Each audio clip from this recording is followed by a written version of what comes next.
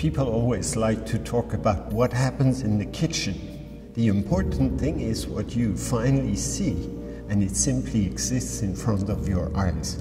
And that's the miracle of art. I haven't slept for a couple of days. I haven't slept because I was making all these scenarios in my head of how things were going to go.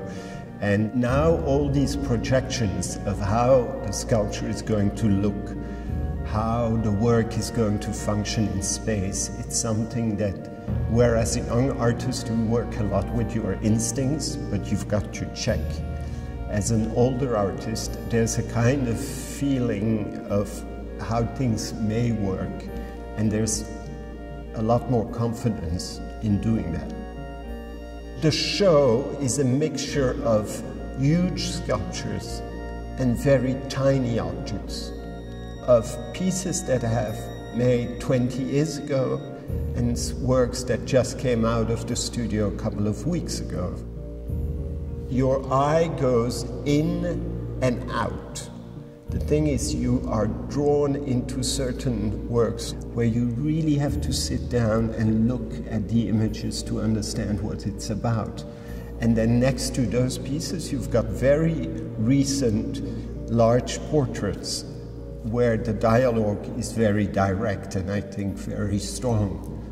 In our age of Instagram, the thing is, how do you stop the visitor for even 30 seconds? And so the idea is that you sit down on these observation points that give you a possibility to hold, reflect, look, see what I maybe saw. You take earth, a poor material, and you turn it through the miracle of fire into something that resists time. The material that's the most humble of the earth, a material of fertility, and you turn it like God into something that's strong and won't change shape anymore. And at the same time, you've got the glaze. It's kind of gray liquid.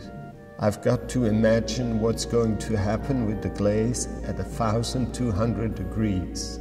I've got to imagine how these things will react. The process is drawing small studies in clay. It can sometimes stay in my pocket for 5, 6, 10 years, and then suddenly they'll take on another size and another size, and they can take several years where they'll be fired and refired, and there's the whole process that turns them into a definitive work. The work of art that is like a kind of passage, a mental passage where when you take the time and you spend more than 3 seconds, or maybe it happens in 3 seconds, that you're taken as a visitor into another world in the blink of an eye.